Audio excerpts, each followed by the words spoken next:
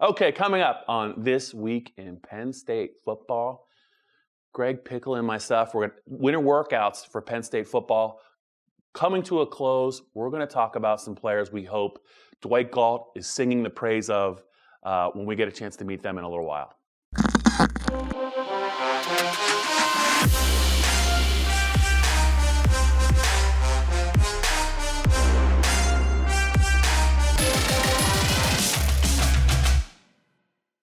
And the Penn State Blitz podcast is rolling on from the Penn Live studios, brand new in the cellar, with my man Mark Pines doing some work for us. Greg Pickle, I'm Bob Flounders.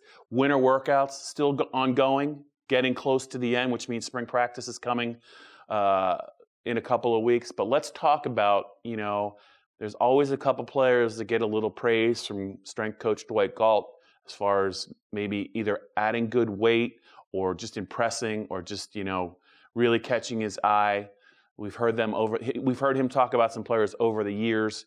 Who are some names, Greg, that you think if you hear them out, if Dwight Galt talks about them, it really means good things for Penn State in 2020? Forgot to give a shout out to our podcast producer, Martin. That's okay. I'll take care of it for you. Sorry, Martin. And speaking of shout outs, when Dwight Galt gets in the middle of that weight room, it's funny because he only gets to talk really twice a year, usually after Lift for Life and after winter workouts. And he takes advantage of the chance. He sure does. To share all the great stuff that's going on in the weight room. And I don't want that to come off the wrong way. It just is how it is. He's very excited to share what guys did. I'm curious, first, Brandon Smith and Lance Dixon, what kind of weight, if any, did those two guys put on? Because they both obviously contributed in 2019, and they still looked really slim doing it. And I just wonder if those guys' bodies won't look a little bit differently when we get to see them. And then Devon Ellie, the redshirt freshman defensive tackle, Bob, came along, I would assume, during a redshirt year last year, but weight was going to be something I think was a focus for him. Where is he on that journey is what I'm curious about. Yeah, I got a couple. I've talked about him before. Adisa Isaac, pass rusher that they played as a true freshman, did not redshirt him. I think he is a guy that maybe, when you talk about the Penn State defensive ends with Yetur Gross-Matos moving on, you have Shaka Toney, who's the veteran. They're not going to ask him to do a lot this spring, if anything.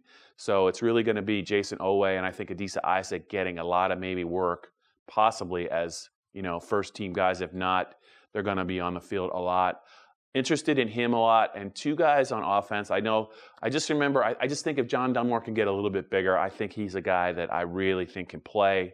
I really like the way he runs routes. He's got good hands. That's a big plus, I think, for Penn State's offense because they dropped a lot of passes. KJ Hamler admitted this week he dropped 8 passes. I thought it was more than 8, but it was 8, and that's a lot of passes, to be dropping, and they would have went for big plays. And finally, Devon Ford.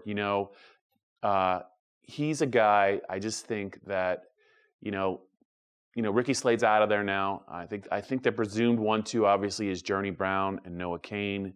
I just think Devon Ford in the weight room, adding a little bit of weight. I think that depth chart's going to be in flux all year, even as talented as Journey and Noah are. And I think Devon Ford is a guy I really think he's close to turning a major corner, and I think he's really going to help Penn State this year. Let me throw one more at you. Judge Culpepper. If he looks like a Big Ten defensive tackle at the start of spring practice, it could go a long way, I think, in solving what appears to be a pretty major concern about defensive tackle depth entering the season. All right, well, we're going to learn soon enough from your guy, Dwight Galt. I can't wait as well.